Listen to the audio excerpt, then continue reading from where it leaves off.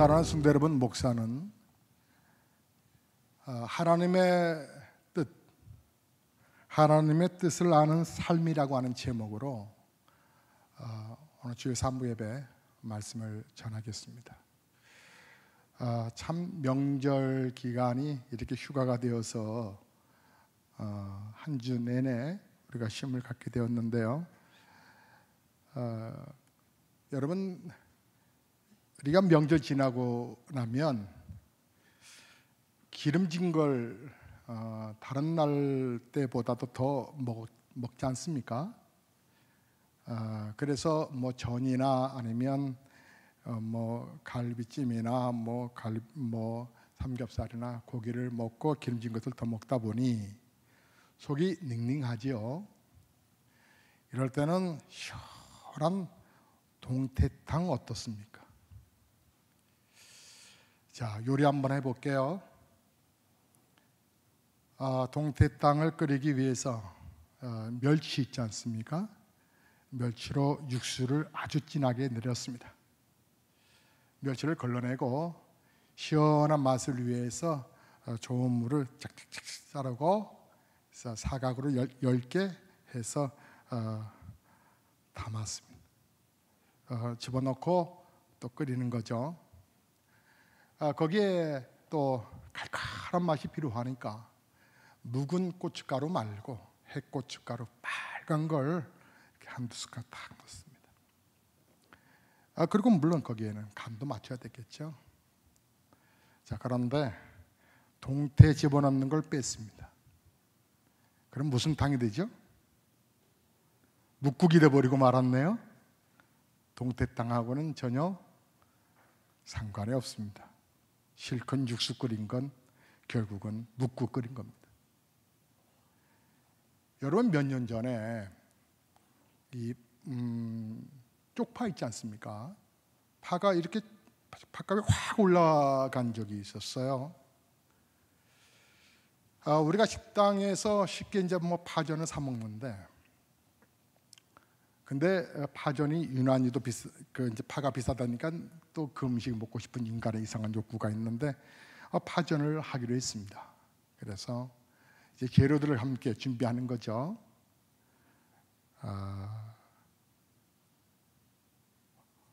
홍당무도 이렇게 좀 10개 채 쓸듯이 색깔을 넣으라고 넣습니다. 그리고 밀가루에다가 계란 한두 개도 같이 넣어서 부들부들하게 반죽도 했습니다. 그리고 거기에 아주 싱싱한 오징어를 채를 썰어서 같이 넣습니다. 자, 양념도 이렇게 간도 맞췄죠. 그런데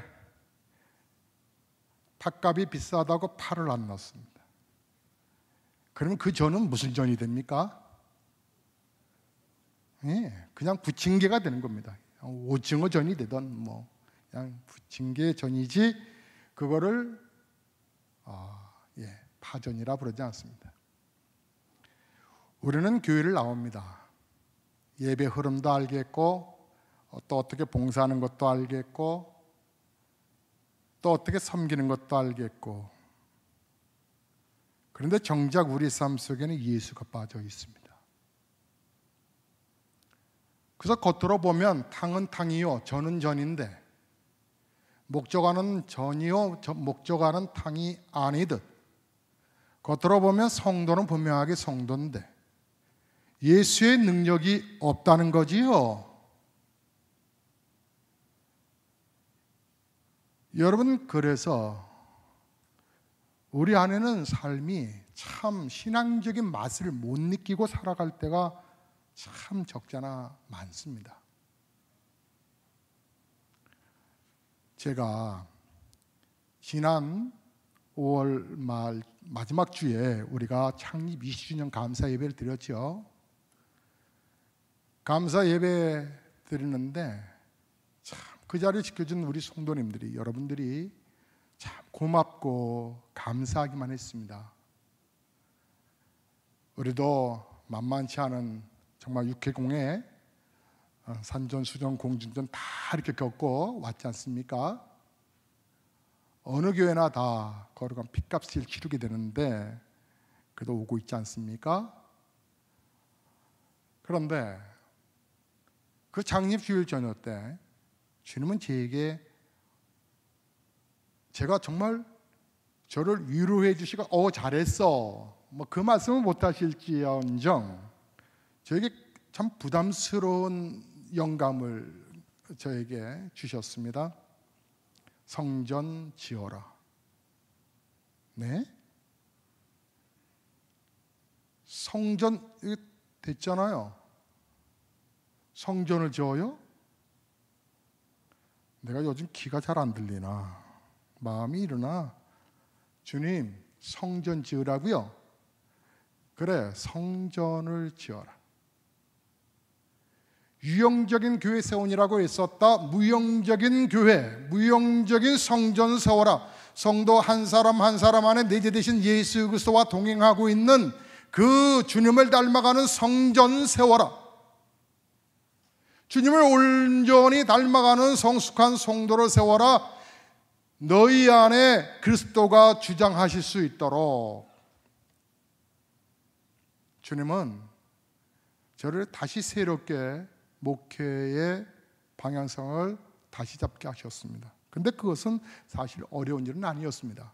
왜냐하면 작년에 제가 3주간 깊은 기도에 들어가면서 윤곽을 대충 잡아놓은 곳이 있었기 때문입니다.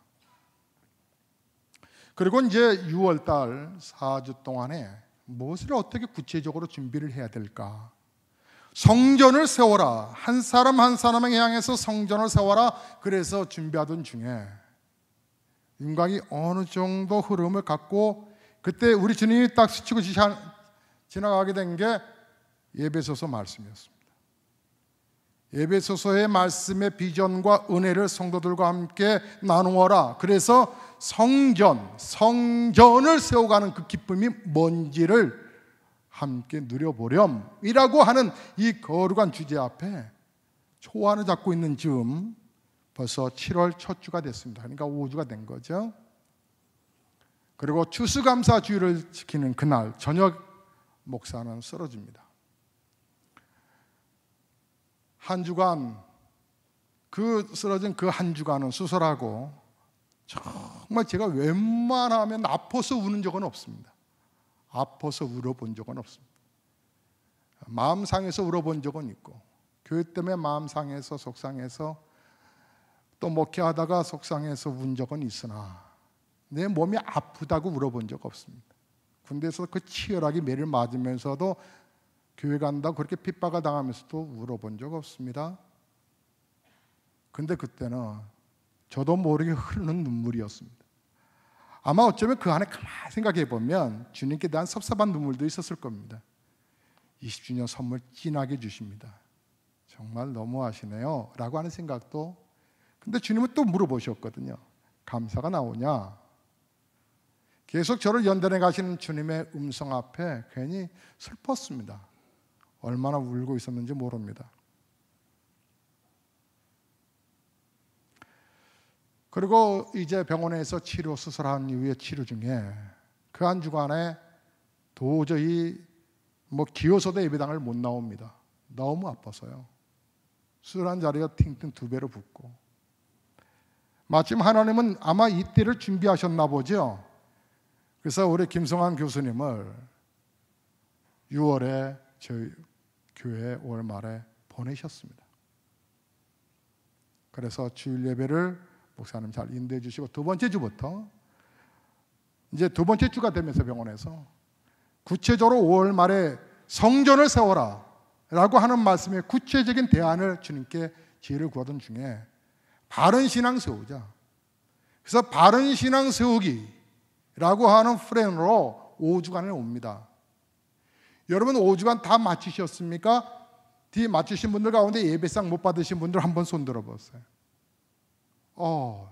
예, 지급을 꼭 해주십시오. 그 예배상이 비싼 겁니다. 좋은 겁니다. 당연히 예배 드리고 당연히 공부하는 걸 가지고 왜 상을 줘야 되나? 바보 같죠?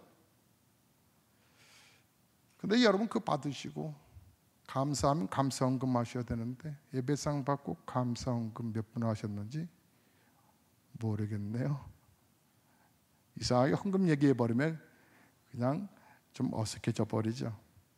근데 목사는 준비하고 싶었습니다.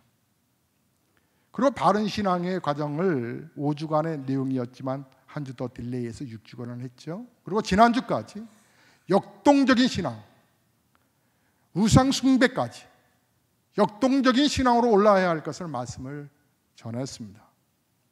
그리고 5월 마지막 주 창립 예배 드리면서 저에게 주님이 성전을 세워라, 김 목사야 성전 세워라 라고 하는 메시지에 감동하셨던 예배 소설을 오늘 첫 열었습니다. 저와 여러분은 앞으로 이제 이 메시지를 함께 공부하시게 될 텐데요. 사랑하는 성도 여러분, 에베소 교회는 바울이 에베소 지역에 세워진 교회 성도들에게 보낸 편지입니다. 근데 바울은 그 당시에 어디에 있었었냐면 감옥에 있었습니다. 복음을 전한다는 것 때문에 로마 감옥에서 고통을 당하고 있었습니다. 근데 에베소 교회에 대해서 그 성도들을 생각하면서 편지를 보냅니다. 에베소 도시에 세워진 에베소 교회입니다. 근데요, 지금도 말이죠, 에베소시, 지금도 에베소라고 하는 도시가 있는데 터키에 있습니다. 제가 자료를 이렇게 쭉 보니까 말이에요, 거기에 재밌는 게 또 있어요. 에베소 도시에 한국말로 그게 도시의 그 관광지의 그런 부분들을 이렇게 설명을 하는 이정표가 있더라고요. 내년 2월 달쯤에 터키를 가려고 합니다. 일주일만 다녀오려고 합니다. 터키 나라만 가려고 합니다. 저렴한 비행기, 우리 대한항공을 통해서 직항로로 다녀오려고 합니다. 여러분에게 한번 광고할 거예요. 여러분, 그 겨울방학입니다. 여러분이 함께 다 동참하면 좋겠고, 특별히 부부별로 많이 가셨으면 좋겠어요. 여러분, 그 에베소가 지금도 말이죠, 2000년 전의 유적들이 쫙쫙 남아 있습니다. 그 큰 성들이, 기둥들이, 그리고 도로가 어떻게 그렇게 만들어 놓을 수 있죠? 2000년 전에 기중기도 없었을 텐데 저를 다 깔아져 있습니다. 화려합니다. 상업도시거든요. 그런데 그에 비해서 교회는 초라하기 그지가 없었습니다. 네. 초라하기 그지 없습니다. 왜냐하면 성도들이 숨어서 신앙생활을 할 수밖에 없었거든요. 그들은 삶이 너무 피곤했을 겁니다. 정신적으로도 피곤하고, 이게 신앙을 가져야 되나 안 가져야 되나. 그런데 그 안에 교인들은 말입니다, 유대인에서 개종한 크리스천들도 있었지만 헬라 이방인들이니까 원래 유대인이 아닌 사람들도 함께 크리스천으로 있지 않습니까? 그러니까 교회 안에 언제든지 파벌이 일어날 수 있는 그런 사람들이 모인 곳입니다. 교회는 초라하죠. 상업 도시에 비해서 교회는 초라하죠. 하지만 또 거기에서 더 탁월한 목회자가 있어서 이렇게 한 것도 아니고, 다만 하나님께서 끌어가시는 것 외에는 에베소 교회에 어떤 장점도 어떠한 특징들도 없는데, 바울은 이 에베소 교회의 성도들을 향해서 가슴 떨리는 심정으로 편지를 써갑니다. 이걸 감옥에서 썼다 해서 옥중서신이라 이렇게 말합니다. 에베소서는 1장부터 6장까지 되어 있습니다. 여러분, 제자대학 그 제자훈련은 다른 시간 뽑아서 하는 게 아니고 예배를 예배로 제대로 공부하고 예배를 드리는 것이 바로 제자훈련의 기본입니다. 여러분이 좀 집중하십시오. 좀 더 말씀 안에 들어오실래요? 에베소서는 1장부터 6장까지 되어 있는데 그 1장부터 6장까지의 영광이라고 하는 단어가 8번이나 반복을 합니다. 누가요? 바울이요. 영광, 영광. 그러면서 충만이라고 하는 단어도 반복해서 쓰는데 거의 각 장에 하나씩 정도 들어갈 정도로 5번 정도 씁니다. 그리고 풍성함, 풍성함이라고 하는 단어를 5번이고 충만이라고 하는 단어를 7번을 씁니다. 그러니까 어떻습니까? 영광과 충만함과 여러분 그 안에서 있는 이 풍성함이라고 하는 흐름이 에베소 교회를 바라보는 바울의 시선이었습니다. 여러분, 바울은요, 눈으로 보는 것으로 너희가 판단하지 말라고. 여러분, 저와 여러분이 여기 왜 모였어요? 이 땅에 정말 좋은 교회 만들어 보자고. 이 땅에 정말 주님의 기뻐하시는 교회 만들어 보자고. 한 분 한 분들 정말 바른 정신으로 우리 신앙생활 해보자고 모여들었잖아요. 바울은요, 한 사람 한 사람에 대한 성전이라고 하는 것, 이 성전의 개념을 바울은 정확하게 알았어요.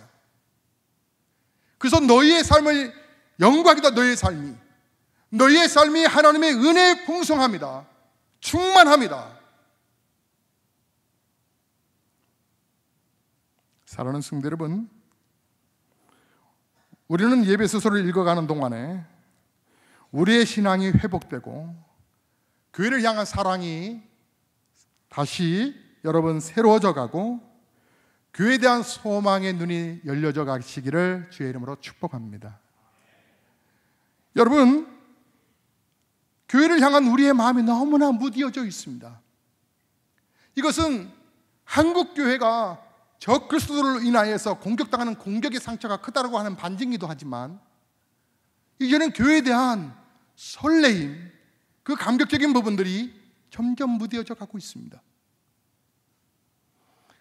교회는, 바울은 말을 합니다. 영광이다. 성도 한 사람 한 사람이 바로 교회이고, 그래서 당신은 영광스러운 사람이다.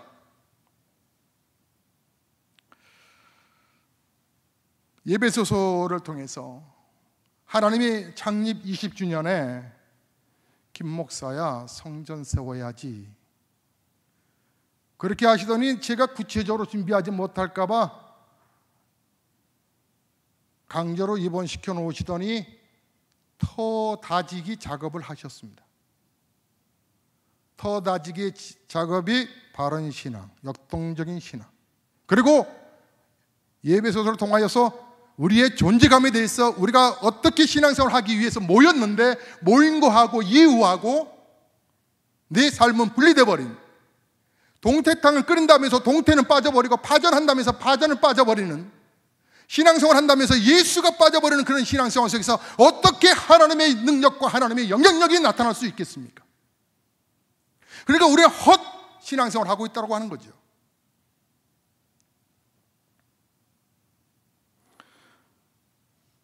바울은 시작을 하면서 하나님의 뜻이다 이렇게 말합니다.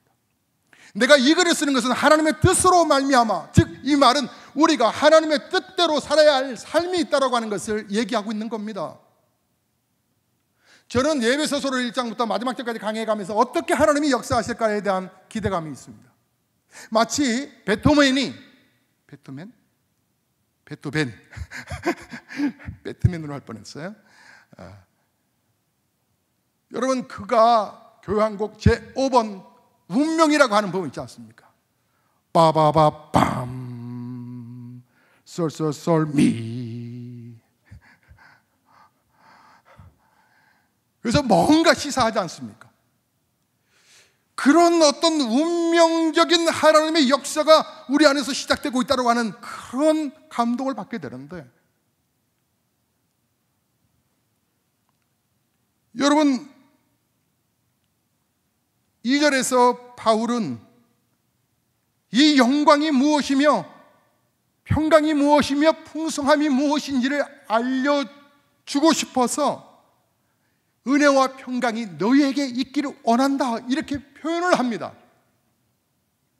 사도 바울의 축복의 글인데, 여러분, 이 의미를 우리가 잠시 생각해 보지요. 예수님이 은혜와 평강 그 자체이시기 때문에 예수님을 영접한 사람은 누구나 은혜와 평강이 넘치게 마련이겠죠. 그런데 예수님을 믿고도 은혜와 평강은커녕 사람에 대한 불평, 원망과 미움, 남편에 대한 그 불신, 또 아내에 대한 짜증스러움, 자녀를 대한 이 화남, 나만 손해보는 것 같고 나만 바보같이 살아가는 것 같고 먹고 사는 일에 대한 두려움, 염려, 좌절, 죽고 싶은 마음, 열등감, 초조감, 우울감으로 고통당하는 내가 예수를 믿으면서도 이 안에서 계속 고통당하고 있는 이유가 뭘까요? 그 답을 말씀에서 찾을 수 있는데 이거죠. 한번 따라서 해보시겠어요? 동태에 빠졌습니다. 예수 빠졌거든요. 여러분 1절 말씀에 이렇게 표현하지요. 하나님의 뜻으로 말미암아 그 또 예수의 사도된 바울은 에베소에 있는 성도들과 그 또 예수 안에 있는 신실한 자들에게 편지하노니, 거기에 신실한, 그리스도 안에 있는 신실한 자들. 여러분 예수 그리스도 안에 있다라고 하는 말이 굉장히 중요한 얘기입니다. 여러분 바울이요 신약 성경의 반절 정도를 성경을 써갔는데 거기에서 168번이나 그가 쓰는 반복적인 단어가 뭔지 아세요? 그리스도 안에서라고 하는 단어를 씁니다. 바울은 이것을 특별히 옥중 서신서를 보낼 때, 옥중에서 편지 보내는 교회들이 몇 교회가 있었는데 특별히 그 편지를 쓸 때에는 그리스도 안에서라고 하는 단어를 더 강조시킵니다. 왜 그럴까요? 바울의 몸은 감옥에 갇혀 있습니다. 그러나 그의 영혼은 감옥을 벗어나서 주님과 함께 있다고 하는 것입니다. 우리는 똑같이 이 세상에 힘들게 살아갑니다. 우리는 경기도 고양시에서, 파주시에서, 서울에서, 용인에서, 저 인천에서 각각 살고 있지만 우리는 예수 안에서 살고 있는 특별한 그런 존재라고 하는 것입니다. 사도 바울은 비록 몸은 감옥에 있었지만 그의 영혼은 그리스도 안에 있었다고 하는 말을 얘기하고 있는 건데, 그래서 사도 바울은 그의 현실은 너무나 힘들지만 사도 바울은 가슴 벅찬 감격, 그 가슴 벅찬 감격의 은혜와 평강을 누렸던 것입니다. 이것을 에베소 교회 교인들이 기죽고 있는 모습 앞에 속상해서 보낸 편지입니다. 도시가 화려한데 우리의 삶은 너무나 초라하다. 기죽지 마세요. 세상이 향락과 타락이 얼마나 만연되어 있었던 도시가 에베소 도시인지 모릅니다. 그렇게 살지 못한다고 너무 속상해하지 마라. 우리에게는 영광스러움이 있다. 여러분 은혜와 평강을 누리시기를 원하십니까? 그렇다면 여러분이 예수 그리스도 안에 있는지를 한번 살펴보십시오. 정말 여러분 동태가 있는지 한번 살펴보시라고요. 만약 우리가 은혜와 평강을 누리지 못한다면 이유는 하나입니다. 우리가 예수님 안에 거하지 않고 있기 때문에 원인을 정확하게 알아야 합니다. 돈 문제 때문에 걱정하는 것이 아니라, 어떤 병이 나를 엄습하여 내가 죽을까 봐 걱정스러운 것이 아니라, 내 자녀가 좋은 대학 들어가지 못할 것 때문에 걱정스러워하는 것이 아니라, 내가 좋은 배우자를 만나지 못할까 때문에 내가 기죽을 것이 아니라, 내가 예수님 안에 있지 않으니까 내 마음의 평강을 잃어버렸구나. 내가 예수님이 주신 그 평강과 은혜가 무엇인가를 나는 날마다 경험하고 있는가. 주중에 성도님하고 잠깐 얘기 나눌 적이 있었는데, 우선은 우리 딸이 이렇게 아파요. 근데 이게 마음이 이렇게 가슴이 같이 아파졌습니다. 그래서 그 딸을 위해서 새벽마다 목사가 기도하는데, 제가 지사님께 그랬습니다.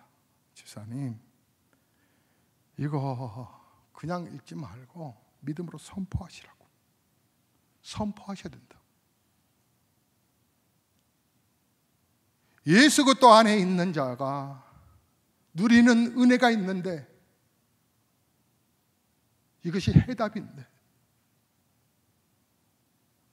항생제 먹이고 그 시간마다 신경 쓰기 얼마나 힘들어요.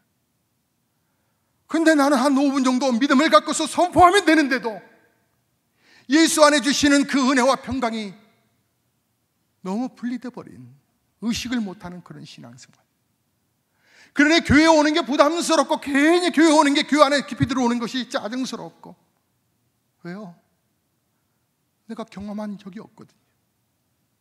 주님이 주시는 평강이 있어요. 속상하지?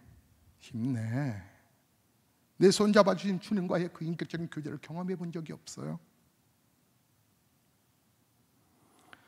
우리가 세상의 여러 가지 부분 때문에 없어서 메마르고 원망이 불평이 있고 두려움이 많은데, 우리 예수님이 말씀하시기를 요한복음 15장 6절에 사람이 내 안에 거하지 아니하면 가지처럼 바뀌어버려 마르나니 사람들이 그것을 모아다가 불에 던져 사르느니라.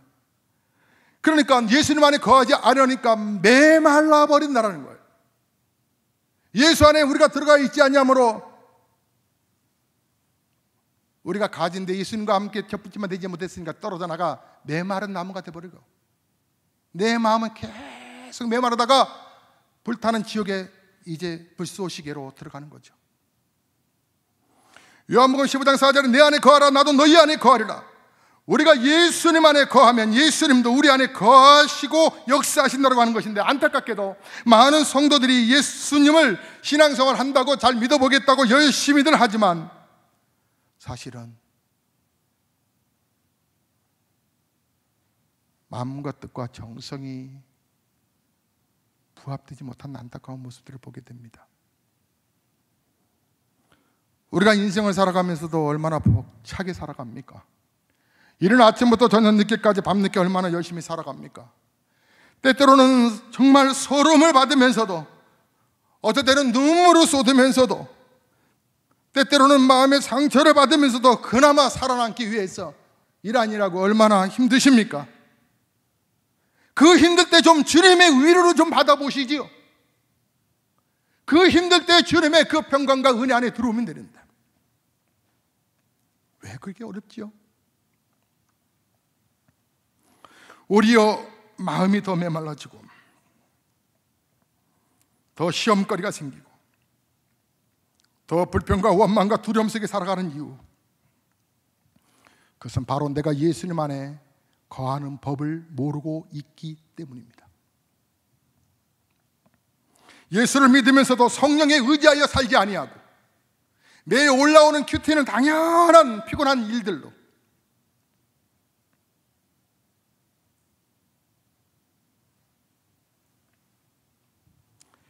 성령의 인도하심을 받는 시간들을 무시하고 이 세상 신에 의해서 완전히 눈이 멀어서 살아가는 것, 그래서 예수님을 모시고 살면서도 주님의 영광을 보지 못하고 세상의 영의 지배를 당하며 살아가는 것입니다.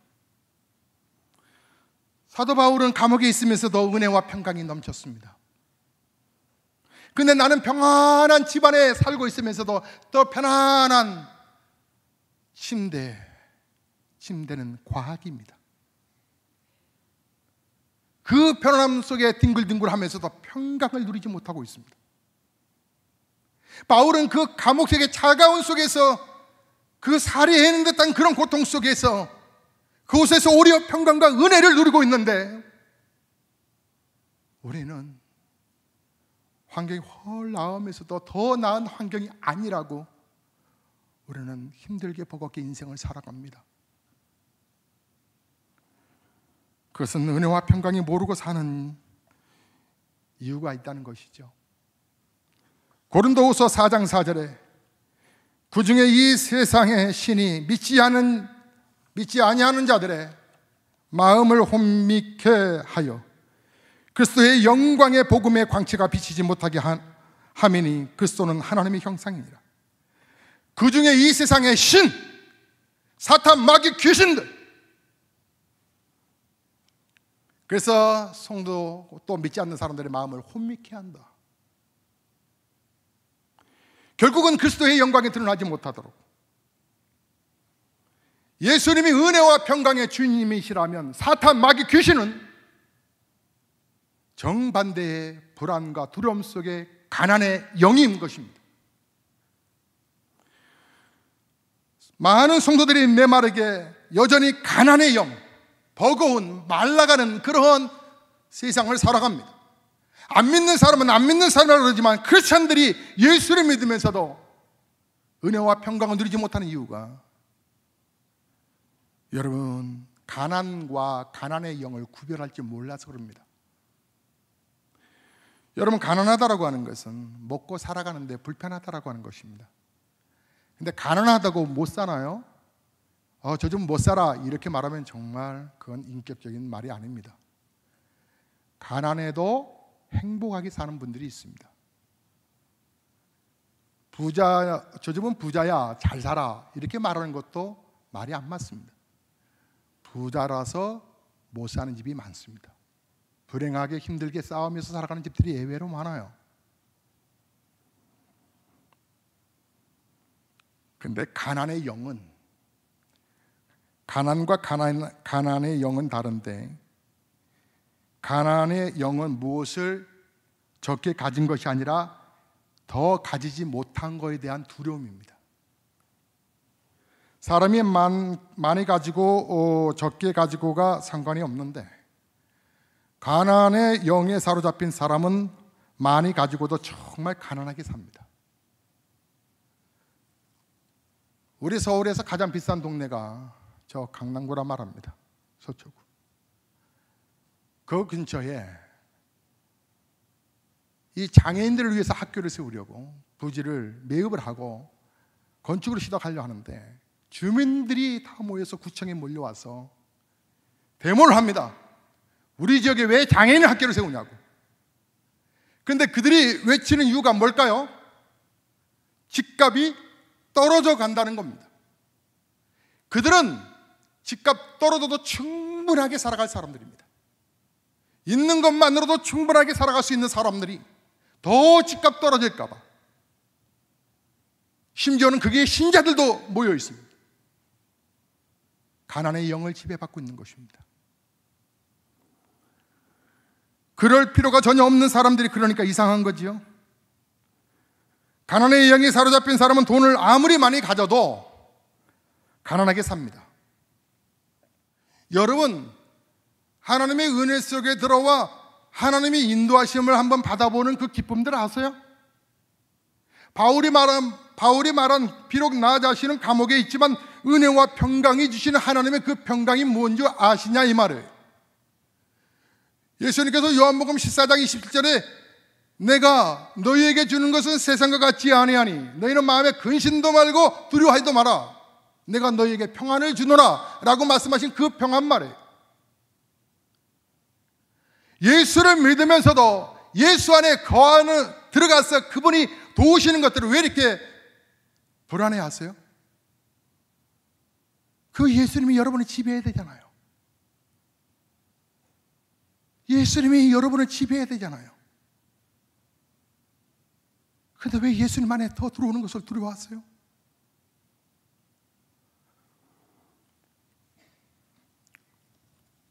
예수님은 우리의 죄와 질병과 가난에서 구원하시려고 십자가를 지셨는데, 예수님의 구원은 총체적인 구원이거든요. 많은 성도들이 예수를 믿고도 영원히 구원받았는지도 모르겠지만 자신이 가난에서 벗어났다라고 생각을 하지를 않아요. 가난의 영에 사로잡혀 있는 거죠. 여러분 가운데 혹시 이럴지 몰라요. 내가 예수를 믿었는데 여전히 나는 가난해. 뭐 교회 와도 그렇네. 여러분, 가난과 가난의 영을 구별하지 못해서 그래요. 충분히 많이 소유하지 못했다라고 하는 생각이 계속 나를 지배하고 있는 거예요. 하나님께서 우리에게 구원을 주신 것은 우리가 더 이상 가난하지 않다는 것에 대한 믿음을 주신 거죠. 하나님이 나의 좋으신 아버지가 되셨습니다. 천지를 지으신 그분이시거든요. 그러면 나는 그분의 자녀잖아요. 그래서 그분이 말씀하셨어요. 나와 동행하시겠다고.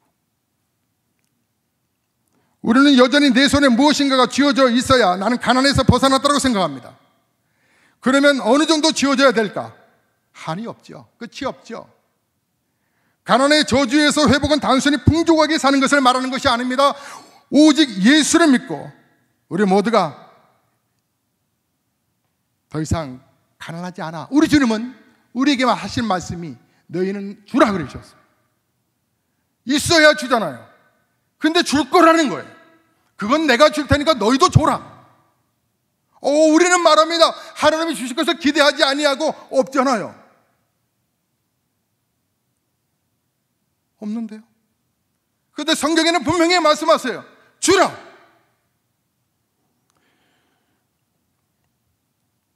창세기 12장 3절에 하나님께서는 너를 축복하는 자에게 내가 복을 내리고 너를 저주하는 자에게는 내가 저주하리니 땅의 모든 족속이 너로 말미암아 복을 받을 것이다. 다윗은 고백하기를 시편 제23편 1절에 여호와는 나의 목자시니 내게 부족함이 없다고. 가난의 영이 떠난 사람들, 환경은 그대로지만, 여전히 환경은 그대로지만, 가장 중요한 것은 내가 예수 그리스도 안에 있는가를 한번 점검해 보십시오. 더군다나 예수 그리스도 안에 신실한 자들에게, 신실이라고 하는 단어가 무슨 뜻인 줄 아십니까? 변함이 없다고 하는 겁니다. 어디까지 변함 없어야 되냐면 실신할 때까지. 신실을 뒤집어 놓으면 실신입니다. 변함이 없도록, 그리스도 안에서 변함없는 신자에게 내가 은혜와 평강을 주기를 원했다고 하는 것입니다. 여러분, 하나님의 방식대로 살아가 보십시오. 환경은 아무것도 바뀌지 않는 것 같으나, 그러나 하나님께서는 신기하게도 놀랍게도 우리의 삶을 끌어가십니다. 하나님은 성전을 지으라고 그러십니다. 우리 성도들 한 사람 한 사람의, 오늘 여기 모인 모든 성도들이 우리의 지교회입니다.